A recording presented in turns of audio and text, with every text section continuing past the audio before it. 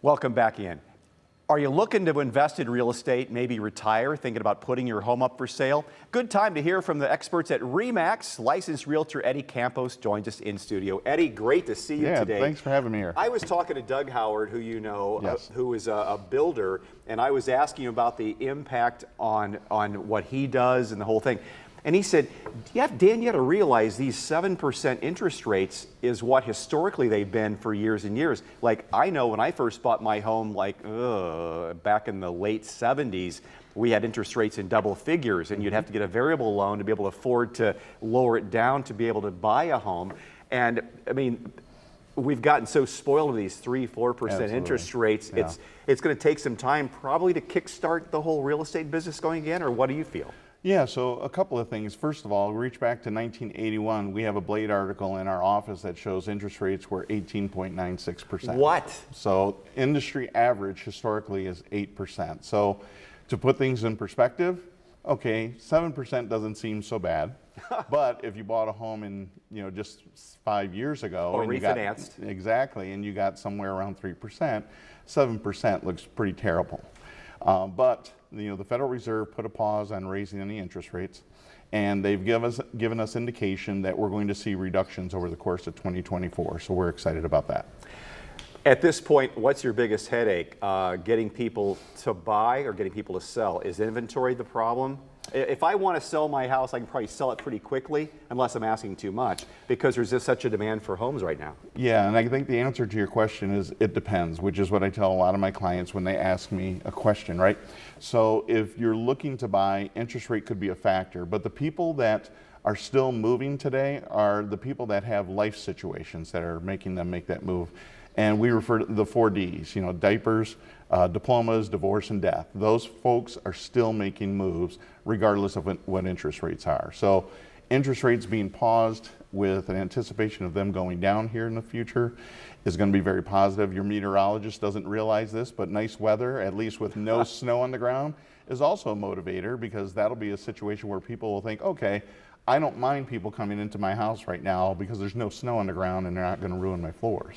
As home prices kept going higher and higher and higher, does that make it less possible for young families to buy a house, to jump in that thing? We're lucky that we have enough time invested in homes and enough equity that when we do sell, we'll get something out of the home to go to the next step in our lives. But if you're starting from scratch, if you're a 25-year-old with a baby and a good job, but still that home you want to get, you've got to adjust what your expectations are, because it's going to be impossible to afford at a 7-8% interest rate. Well, I don't know that I'd say impossible, but it definitely makes it a little more challenging. But what we also are seeing is that people are also waiting longer to be able to buy that first home. So maybe when you or I bought our first home, we may have been 21 to 25 years old, where today we're seeing 30 to 35 years old, because mostly they're trying to get their careers off the ground and they want to get some stability there. That also affords them the time to be able to save up that down payment to be able to make an offer on that first house. So today, the average down payment is 10% or less. You can get an FHA loan with a 3.5% down, which is pretty attractive when you're looking at a $200,000 home, which is what our average cost is in Northwest Ohio. Well, also though, the cost of a rental is so high. Absolutely. It's like, okay, if you're looking at what a mortgage would be and a rental, at least with a mortgage, you're getting it's a smart investment, getting equity in a home. Exactly, and that's the key word there, is investment. People forget that your home is an investment, so yes, prices do go up and prices do go down, but when you're renting, you're not building any equity, but you are building equity for somebody else. How have you had to change how you do your job in the last 20 years? I know that the internet is different. I mean, we can go on Zillow and look at neighborhoods that we desire, and look at a home that's for sale, look at a comparative situation, and look at all kinds of photos of the home. How has that changed the approach of a real estate person? The creation of Zillow, that wasn't around in 2001. It was just a glimmer of hope in 2005 when I got licensed, and then it came on strong. And it does allow the consumer many opportunities to, look at neighborhoods, decide where they want to be, and try to narrow down a home. But there's still much more that's needed to be done. So today, when I'm going to make an offer with someone, I need to find out, first of all, are there multiple offers? Have you called for highest and best? How many offers do you have?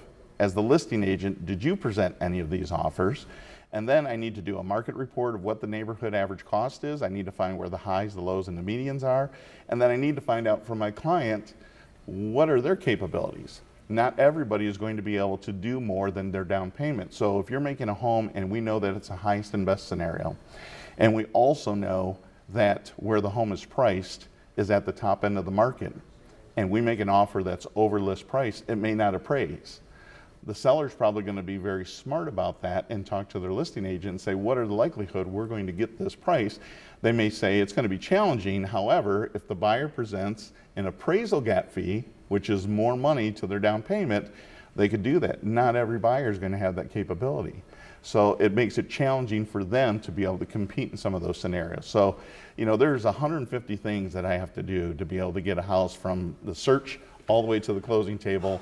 And, you know, as I just said, it can be a little bit challenging depending on the circumstances. Eddie, I tell you what, I could talk to you all day about real estate. We should do a half-hour show. Let's do that. We'll just do a regular half-hour show. Let's do that. We'll go get a cocktail with some mayo. How about that? I like that idea.